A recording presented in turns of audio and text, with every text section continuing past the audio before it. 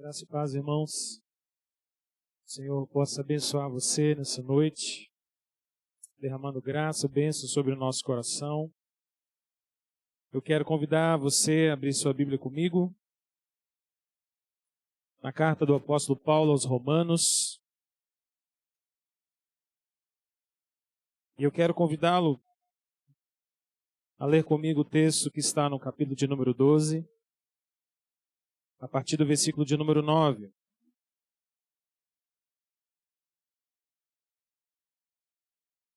Mas antes de você abrir o capítulo 12, versículo de número 9, eu gostaria de que todos nós pudéssemos abrir um pouquinho antes, capítulo de número 8, no versículo de número 28. Nós estamos vivendo dias de dúvida, dias de medo, receios,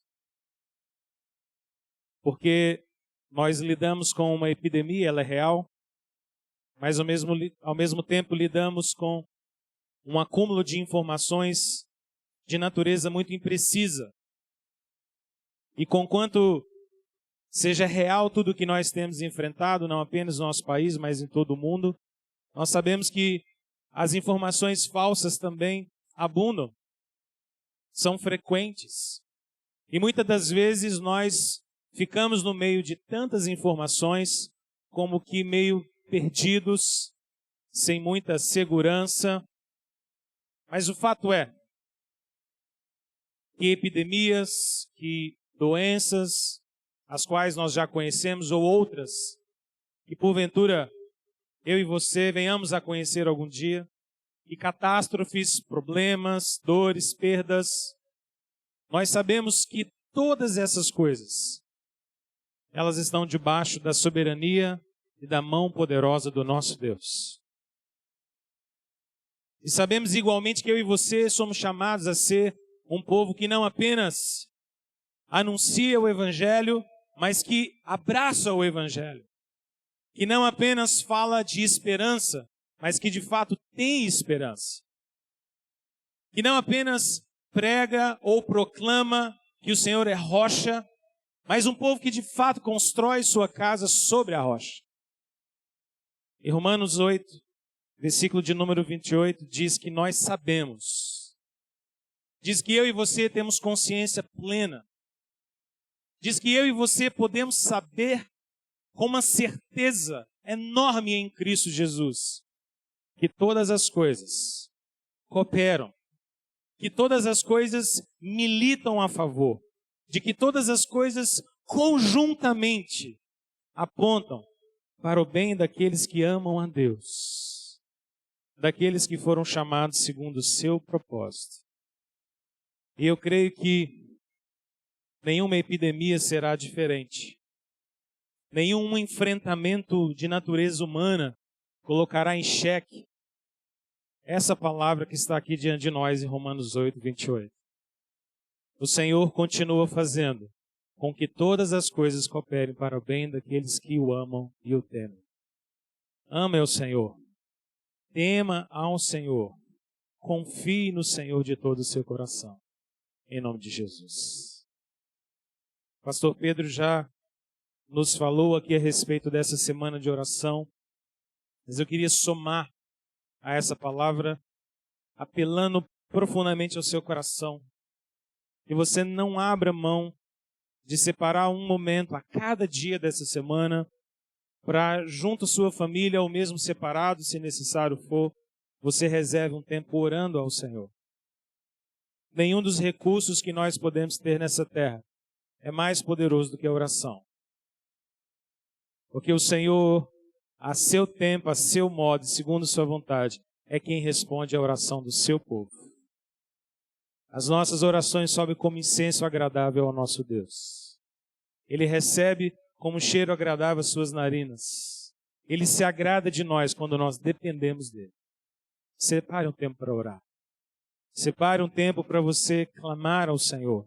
Nós queremos que não apenas eventualmente nós oremos juntos, mas que toda essa semana, eu e você, possamos fazer um grande esforço de clamor e dependência do Senhor, para que Ele nos abençoe, para que Ele abençoe nossa nação, para que Ele abençoe o mundo inteiro, para que Ele nos traga saúde e paz, segundo o seu querer, em nome de Jesus. Agora sim eu quero convidá-lo. Romanos 12, versículo de número 9, até o versículo 13. Se você puder, vamos ficar em pé mais uma vez, vamos ler a palavra do Senhor.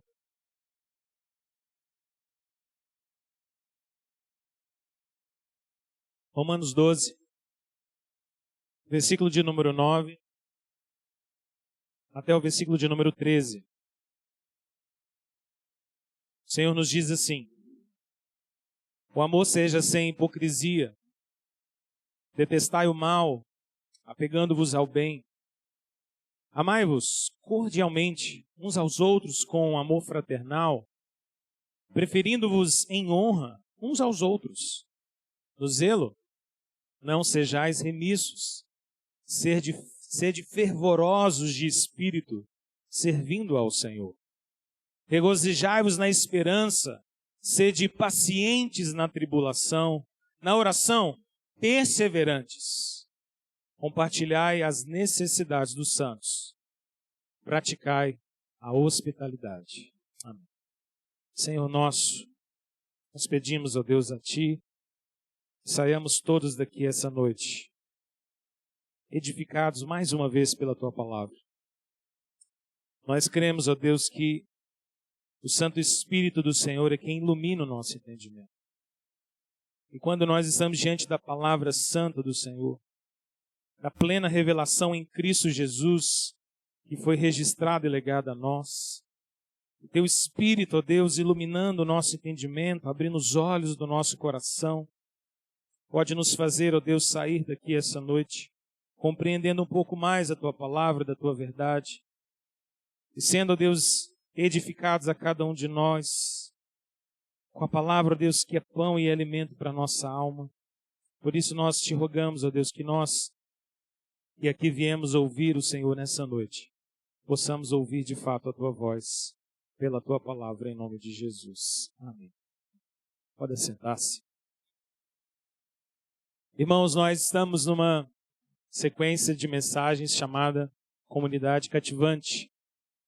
Falamos sobre o que é sermos uma comunidade sobrenatural, uma comunidade que não tem o seu fundamento apenas em querermos estar juntos, mas no fato de que fomos salvos pela graça de Deus em Cristo Jesus, que nos tornamos um só povo por causa da conversão, por causa daquilo que Deus fez no meu e no seu coração. A nossa unidade é, portanto, uma unidade sobrenatural. A nossa unidade é uma unidade no Espírito. Depois, na semana passada, refletimos sobre algumas marcas que fazem com que, de fato, nossa comunidade se torne e seja realmente uma comunidade sobrenatural. E de todas as marcas que aqui foram tratadas, uma delas precisa sempre estar martelando o nosso coração.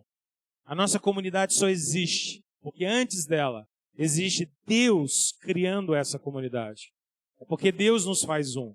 É porque Ele agiu para nos salvar, para nos tirar do império das trevas, para nos regenerar o coração e nos fazer uma só igreja.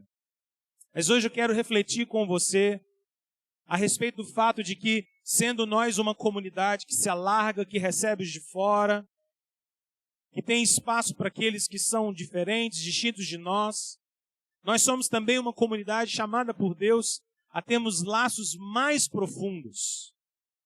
Quero falar com você essa noite a respeito de termos compromissos significativos no meio do povo do Senhor.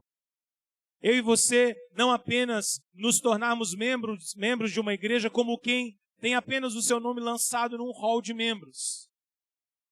Que membresia para nós seja muito mais do que simplesmente alguém digitar os meus dados em uma planilha de Excel e me dizer que agora eu faço parte daquela comunidade.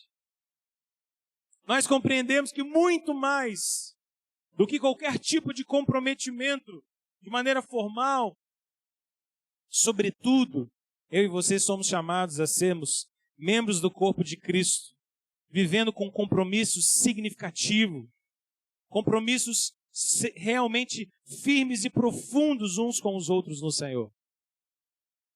Capítulo de número 12 de Romanos É um capítulo que o apóstolo Paulo começa a nos falar e nos exorta a respeito do nosso compromisso no corpo de Cristo.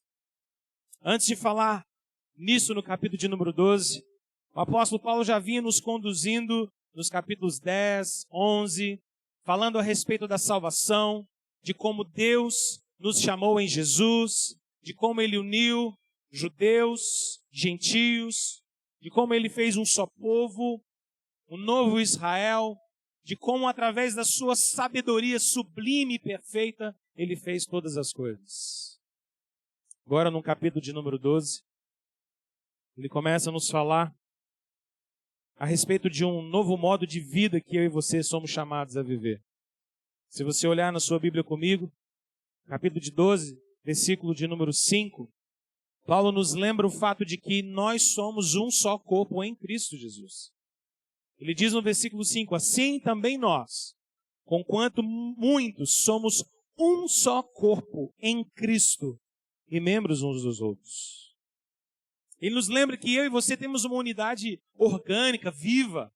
Nós não somos só um ajuntamento de pessoas, somos o corpo de Cristo. Mas ele diz algo mais. Versículo de número 4, ele nos lembra também que neste corpo, cada um de nós tem o seu papel e a sua função específica. Versículo de número 4, ele diz, porque assim como num só corpo, temos muitos membros, mas nem todos os membros têm a mesma função. Eu e você somos membros do corpo de Cristo, mas nós temos funções diferentes. Mas ele também nos lembra mais, versículo de número 6, ele também nos faz lembrar de que não apenas somos um corpo e cada um de nós tem sua função, mas ele também nos lembra que cada um de nós tem dons diferentes, mas que todos os dons que nos foram concedidos pelo Espírito de Deus nos foram dados para que eu e você possamos servir uns aos outros no Senhor. Versículo de número 6, ele diz, tendo, porém, diferentes dons segundo a graça que nos foi dada. Cada um. Dons diferentes, mas um só corpo, o mesmo serviço. E agora, então, no versículo de número 9 até o 13, o apóstolo Paulo começa a nos exortar a termos um compromisso verdadeiro, um compromisso significativo em servirmos uns aos outros. Se nós queremos ser uma comunidade cativante, se nós queremos ser uma igreja firmada sobre a graça salvadora de Cristo Jesus, nós então precisamos obedecer o chamado do Senhor a crescermos no nosso cuidado mútuo, nas virtudes da graça de Deus que nos faz um só povo. Se somos membros do corpo de Cristo, então eu e você precisamos viver de modo coerente com essa graça que nos salva, com essa graça salvadora. E nesse texto Paulo compartilha conosco algumas virtudes sobrenaturais, virtudes da graça de Deus, que de fato podem nos fazer ser uma comunidade que se aprofunda no amor de Cristo Jesus.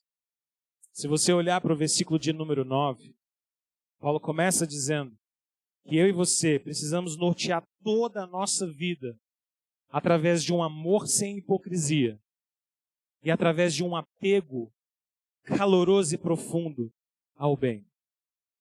Ele diz, logo de abertura, que nós precisamos deixar todo o amor hipócrita de lado e amarmos verdadeiramente. Não amarmos apenas de palavra, não amarmos apenas de maneira teórica, mas amarmos de fato e de verdade.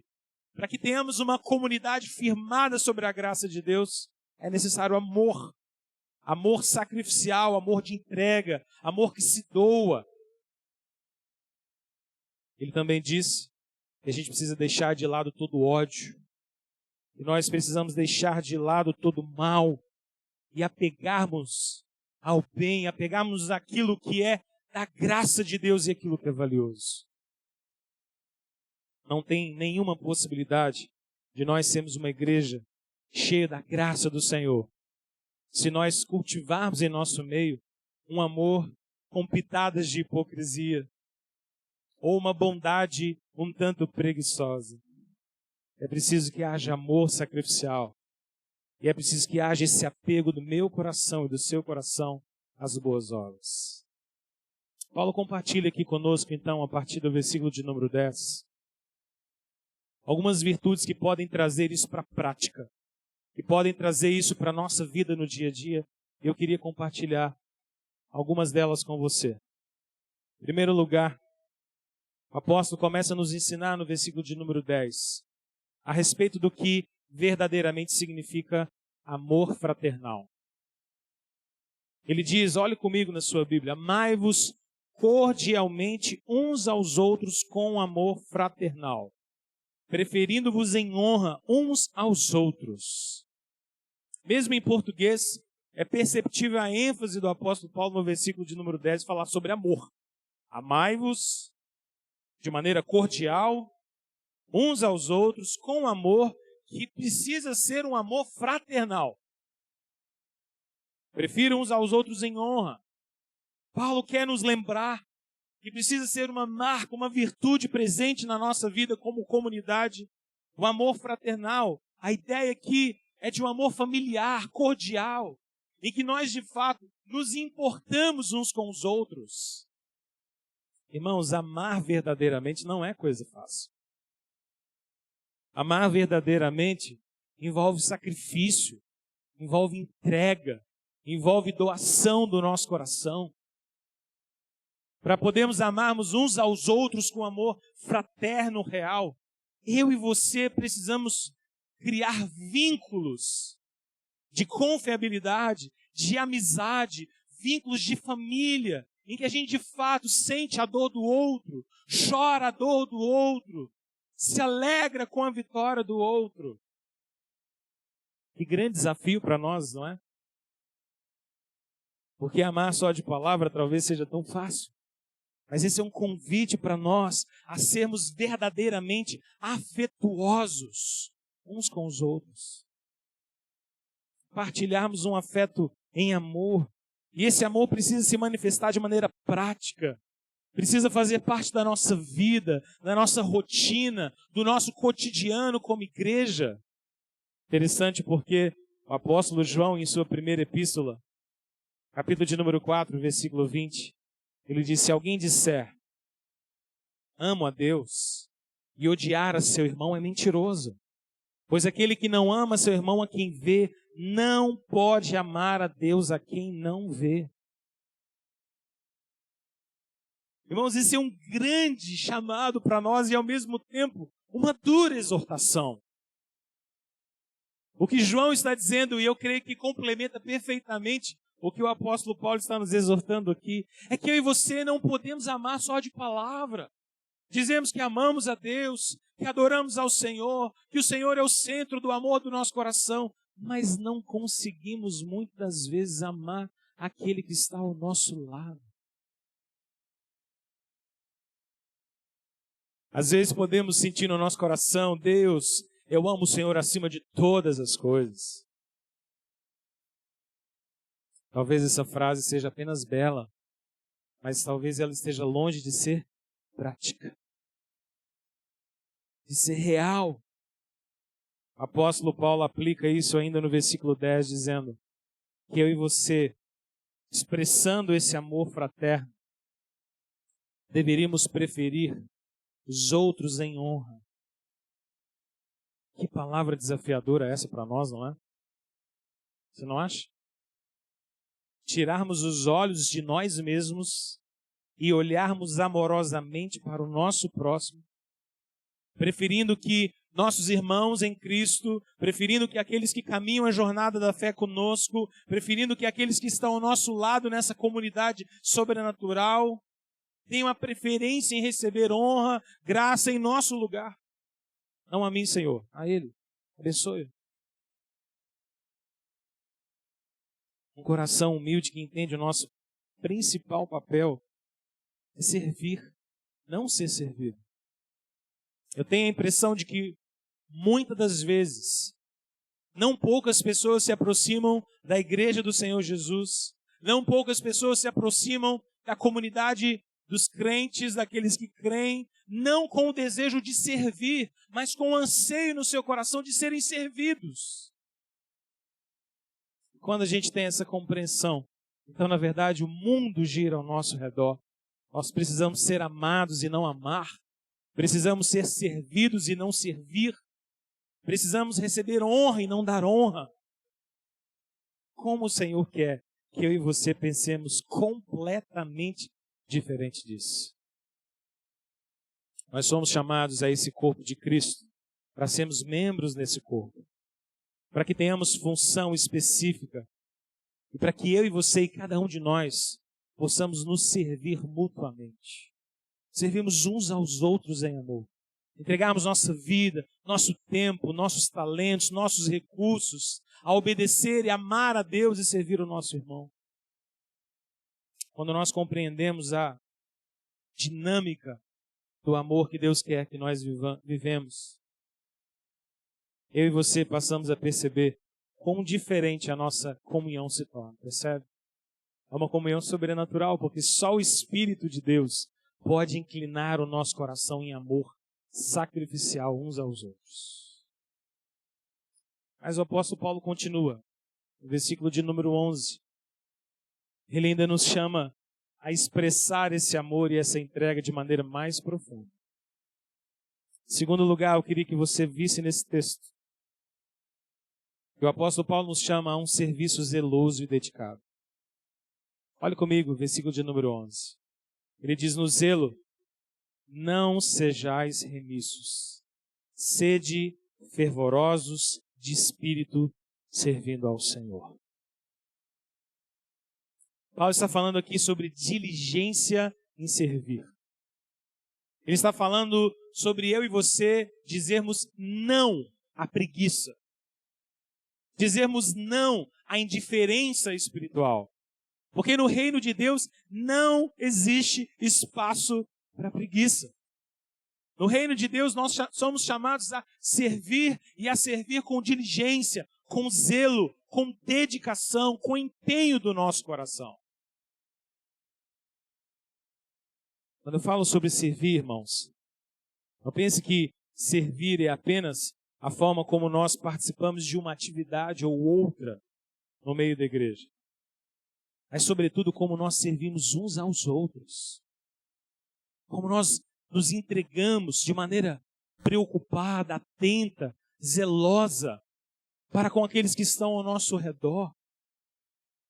Para com aqueles que são nécios na fé, aqueles que estão começando a sua caminhada de fé. E talvez eu, ou você, ou alguém mais maduro, mais seguro da sua própria fé, olhe para tudo, olhe para a igreja, olhe para o convívio e pense: Deus, eu posso ser um instrumento de serviço na vida de outra pessoa.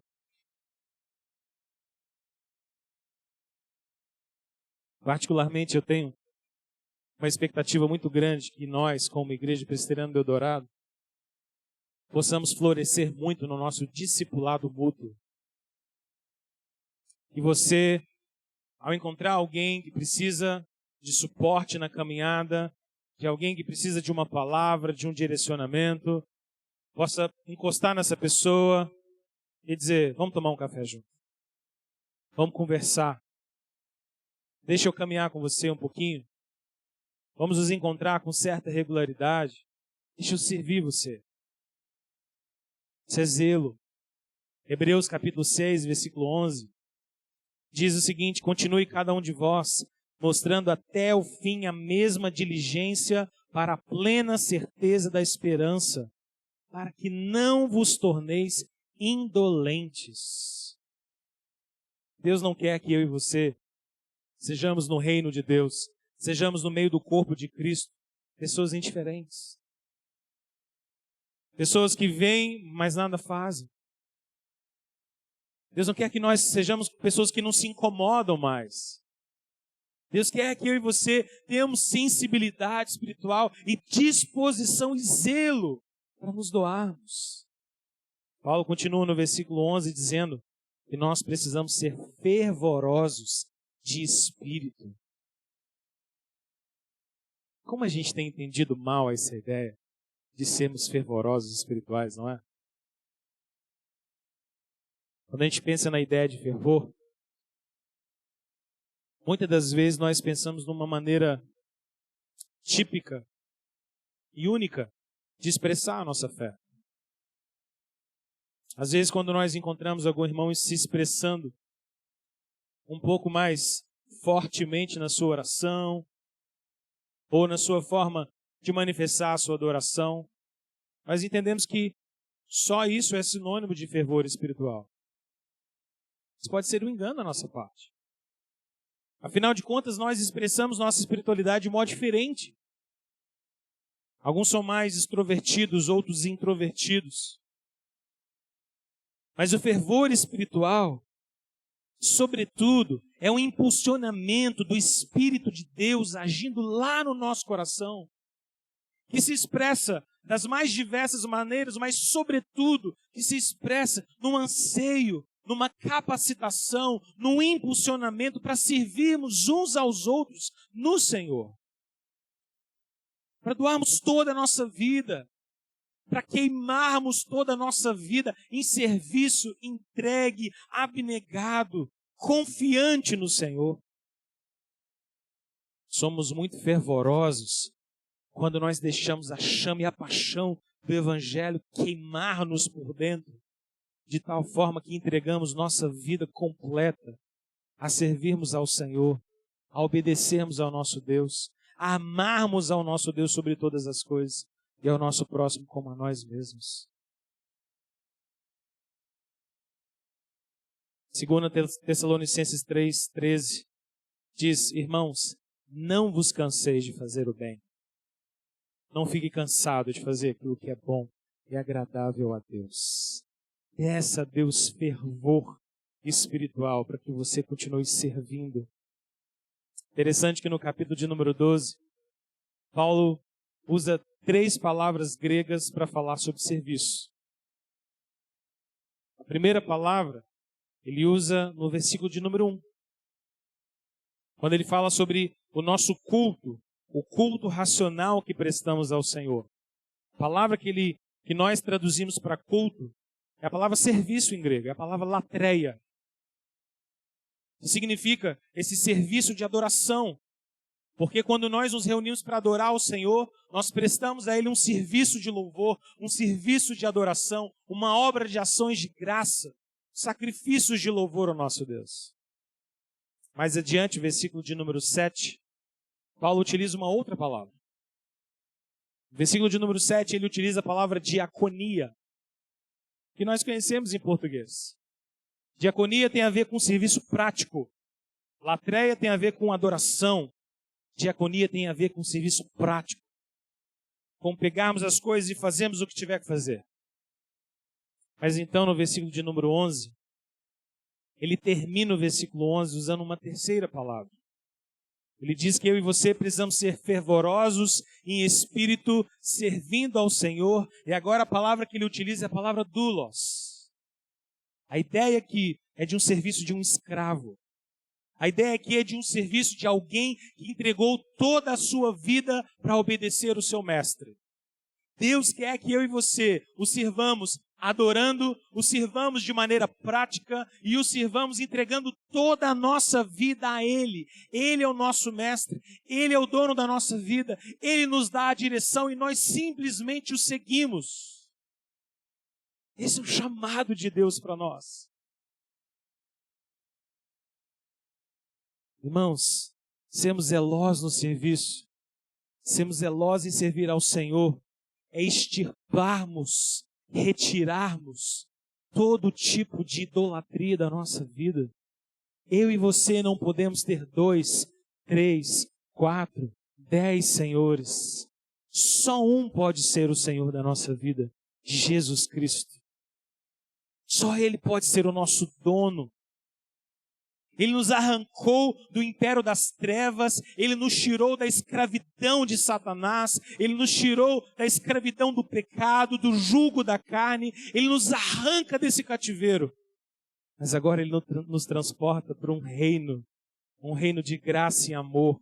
E nós que antes éramos escravos e súditos de Satanás, agora somos súditos do Rei dos Reis. E Ele quer que eu e você o sirvamos com todo o nosso coração. Quero que você entenda uma coisa simples. Não existe nenhuma pessoa neste mundo que não tenha um Senhor sobre si. Porque eu e você somos seres de adoração. Eu e você fomos criados para adorar. Se Deus não é o centro da nossa vida, outra coisa será. Se Deus não é o Senhor da nossa vida, outro ídolo será. No final das contas, a salvação consiste no Senhor Jesus nos tirar de uma servidão a Satanás, ao pecado e ao mundo e nos transportar para servirmos ao Deus de toda a glória. Você tem um Senhor sobre você. Você tem um mestre para guiar você. Você tem um Deus que te chama a servi-lo e a obedecê-lo. Com adoração, com serviço prático, mas com a entrega de toda a sua vida diante dele. Terceiro lugar, versículo de número 12. O apóstolo Paulo também nos chama não apenas a esse amor fraternal, a esse serviço zeloso, mas ele também nos chama a que eu e você, no corpo de Cristo, possamos experimentar a virtude do encorajamento mútuo. Nós somos chamados a experimentar encorajamento mútuo, uns com os outros.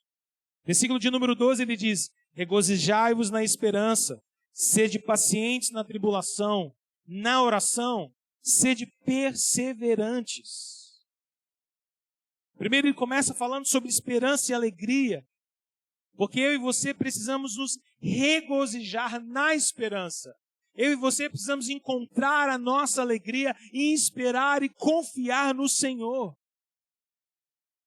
Como povo de Deus, irmãos, nós somos como que convocados pelo próprio Deus a expressarmos nossa alegria em aguardar no Senhor.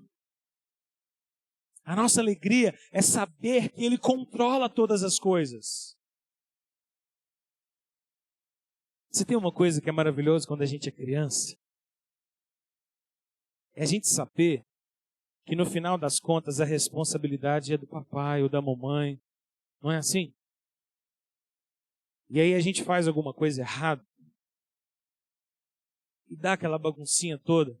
A gente faz aquela cara de suspeito, administra a culpa, a responsabilidade, a chinelada. Mas lá no fundo, há uma espécie de tranquilidade no nosso coração de saber que quem vai pagar a conta não somos nós. De que tem alguém responsável. De que tem alguém maior.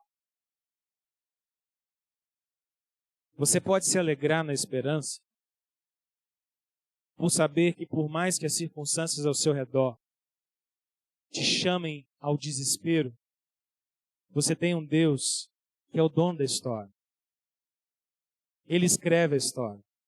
Ele governa a história. Ele diz qual é o fim da história. E as circunstâncias tão aterrorizantes diante de nós não são o fim. Porque a história só termina no dia de Cristo Jesus. A história só termina quando chega o dia da consumação. A história só termina quando o Senhor nos chama para gozar da vida eterna e da glória eterna com Ele. A história, no final das contas, tem um dono. E esse dono não somos nós. Sede firmes e inabaláveis e sempre abundantes na obra do Senhor. Diz Paulo em 1 Coríntios 15, 58. Sabendo que no Senhor o vosso trabalho, o vosso esforço, a vossa dedicação, a vossa entrega não é vã. Nada é vão no Senhor. Paulo também nos diz que eu e você precisamos regozijar na esperança, mas sermos também pacientes na tribulação. Essa é aquela hora que você está lendo Romanos e você fala: Paulo, até aqui estava tudo tão bonito, mas paciência na tribulação não é fácil. Aí não, Paulão. Tribulação e paciência são duas coisas que não combinam. Porque quando a tribulação vem, o que a gente menos quer expressar é paciência. Mas é exatamente isso que ele diz. Nós precisamos descansar no Senhor. Nós precisamos fazer aquilo que o próprio apóstolo Paulo diz em Romanos 5, versículo de número 3, ele diz: também nos gloriamos nas próprias tribulações, sabendo que a tribulação produz perseverança, e a perseverança experiência, e a experiência produz esperança. Então nós olhamos para as tribulações e dizemos: Senhor, eu preciso ser paciente. Eu preciso ser paciente. A paciência só pode ser produzida no nosso coração quando nós cumprimos o final do versículo de número 12. Quando somos, na oração, perseverantes. A oração perseverante é uma oração incessante. 1 Tessalonicenses 5,17. Orai sem cessar. Ore, ore. Devemos interceder uns pelos outros e nos firmar nas promessas de Deus. Não se esqueça de orar. Coloque lembretes para você se lembrar que você precisa orar ao Senhor. Crie o hábito, a regra de vida de sempre colocar diante de Deus toda e qualquer decisão que você for tomar. Ore ao Senhor, dependa dEle, seja perseverante em orar. Não desista, confie no Senhor, porque Ele vai produzir em nosso coração esperança e confiança. Como nós precisamos nos encorajar mutuamente nisso, irmãos. Orando uns pelos outros, ajudando-nos uns aos outros a sermos pacientes nas tribulações, a sermos confiantes e buscarmos a nossa alegria no Senhor. Como eu e você precisamos partilhar das nossas dores para que juntos, eu e você, possamos confiar e descansar em nosso Deus. Semana retrasada, alguma coisa nos envolveu e meu coração ficou bastante triste, atribulado. E quando esses sentimentos vêm no nosso coração, a gente vai administrando, orando, pedindo a Deus graça. E então eu tomei conhecimento de algumas lutas de outras pessoas, de outros irmãos em Cristo. Naquele mesmo dia. E o descanso que veio no meu coração foi: Senhor, quão pequena a minha luta comparado a essas lutas. E como o Senhor tem dado perseverança a esses irmãos. E mesmo em meio a lutas muito mais dolorosas do que a minha, eles têm perseverado. Senhor, eu encontro nisso encorajamento para eu olhar para as minhas próprias lutas desse dia e dizer: elas não são nada, o Senhor está no controle, o Senhor deu, o Senhor tira, tudo vem do Senhor. Glória seja ao teu nome, Deus. A vantagem de nós caminharmos em comunidade é que nós podemos sofrer com equilíbrio, ou perceber que talvez nossas lutas sejam tão pequenas comparadas de outros irmãos que têm perseverado na graça do Senhor. E isso encoraja o nosso coração, isso consola o nosso coração. Isso nos encoraja a orarmos uns pelos outros, a nos compadecermos de outras lutas, de outras dificuldades, para que a minha oração e a sua oração não sejam autocentradas, para que eu e você não nos preocupemos apenas conosco, com a nossa saúde espiritual, com a nossa vida, com os nossos bens, com as nossas conquistas, com a nossa luta. Não!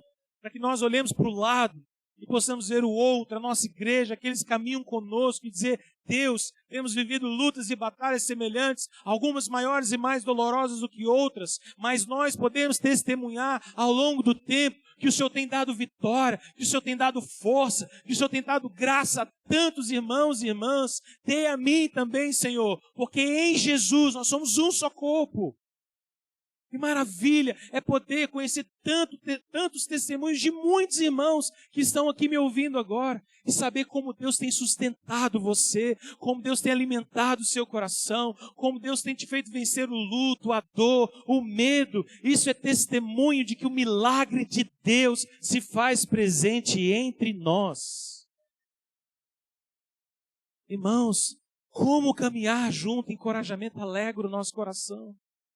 de ver o mover de Deus. Não busque o milagre de Deus apenas nas coisas gigantescas, porque Ele tem feito obras maravilhosas em nosso meio todos os dias.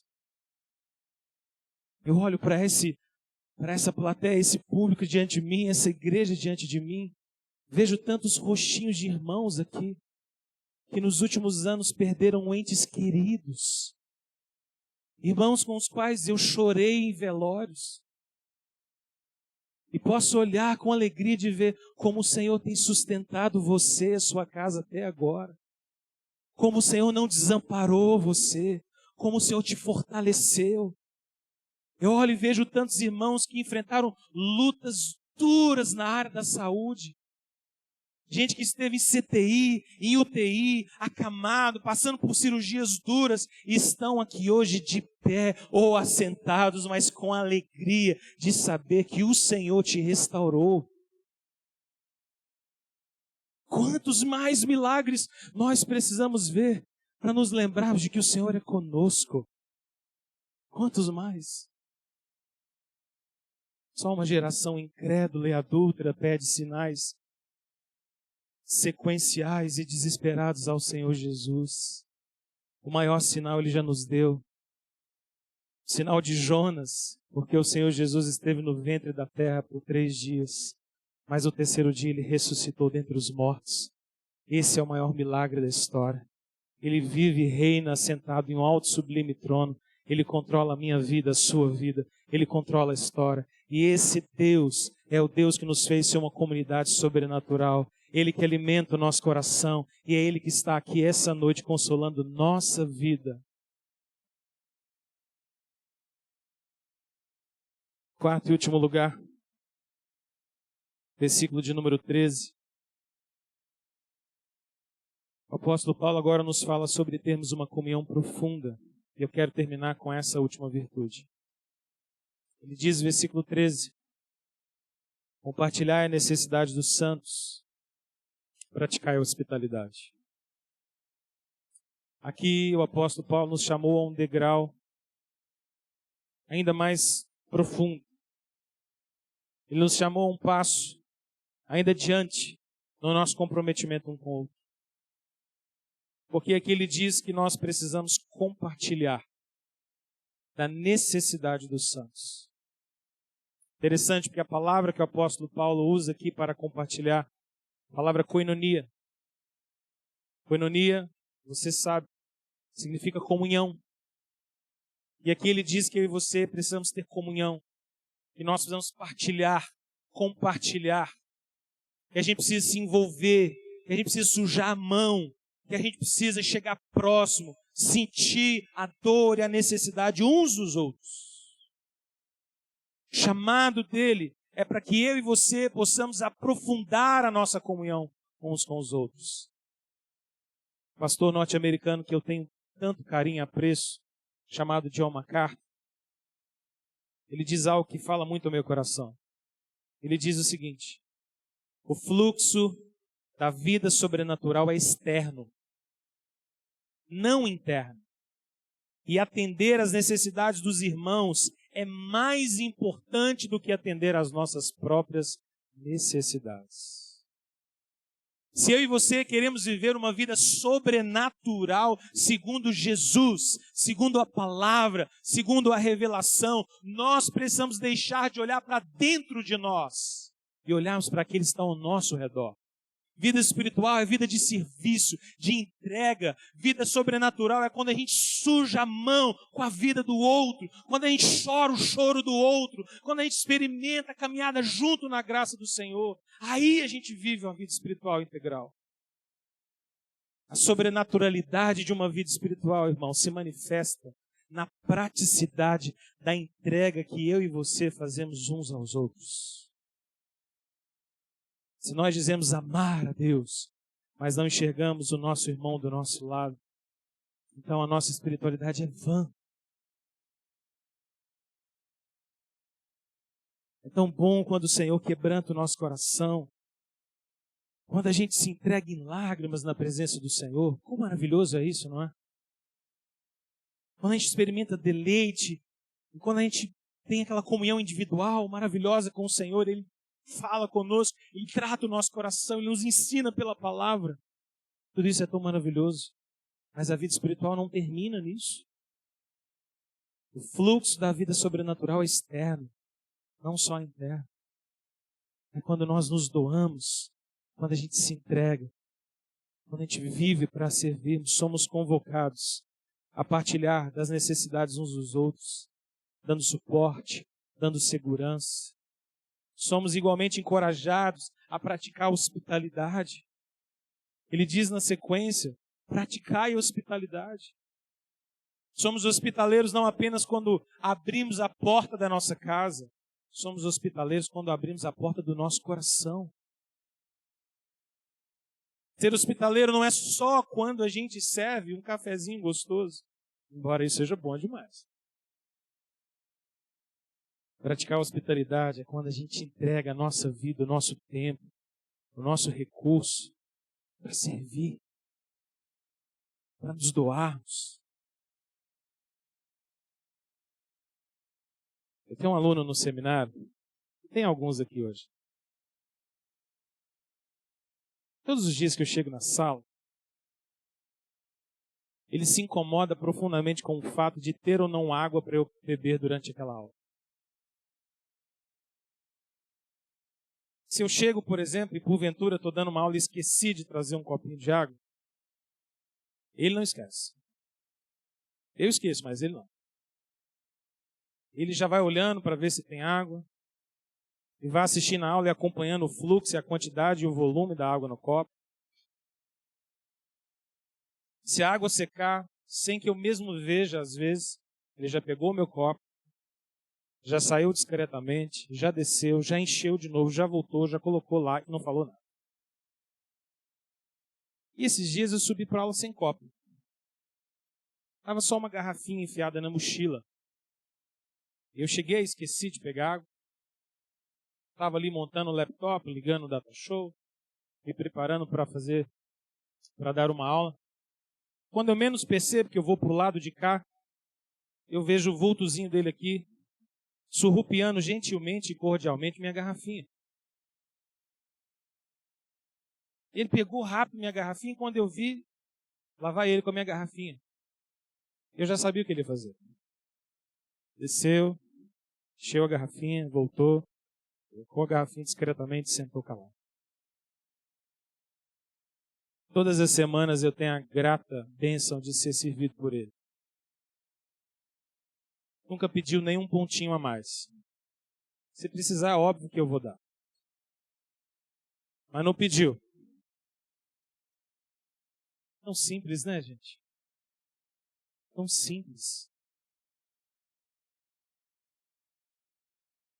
Mas conquanto seja simples, é um serviço amoroso que incomoda. Sabe por que incomoda? Porque a gente está acostumado com isso. Quando a gente vê isso, a gente fica meio constrangido. A gente fica meio sem jeito, não é? Amor, hospitalidade, entrega. 1 Pedro 4:9 diz: sede mutuamente hospitaleiros, mas sem murmuração. Pedro é um gênio. O Espírito do Senhor é muito sábio. Porque em 1 Pedro 4:9 ele diz: sede mutuamente hospitaleiros, vírgula, sem murmuração. Porque muitas das vezes nós estamos dispostos a abrir nossa casa, nós estamos dispostos a entregar nosso tempo, a abrir o nosso coração, mas com murmuração. Com aquela reclamaçãozinha padrão, não é? Com aquele questionamentozinho básico. Mas eu e você somos chamados a viver isso. De todo o nosso coração, com entrega verdadeira. Amor fraternal, serviço zeloso, encorajamento mútuo, comunhão profunda. À medida que a nossa comunhão se aprofunda, irmãos, nós crescemos em cuidado, em serviço e amor mútuo. Só assim nós podemos servir ao Senhor e alcançar aqueles que se perdem. Só assim nós seremos uma comunidade capaz de receber os de fora. Só assim, com amor, serviço, encorajamento e comunhão, aqueles que se achegam a nós, que ouvem a palavra de Cristo, aqueles que são salvos, aqueles que estão fora da igreja vão olhar para nós e de fato ver Cristo em nós. Esse é o grande testemunho que nós precisamos dar a esse mundo. Vamos orar? Feche seus olhos comigo.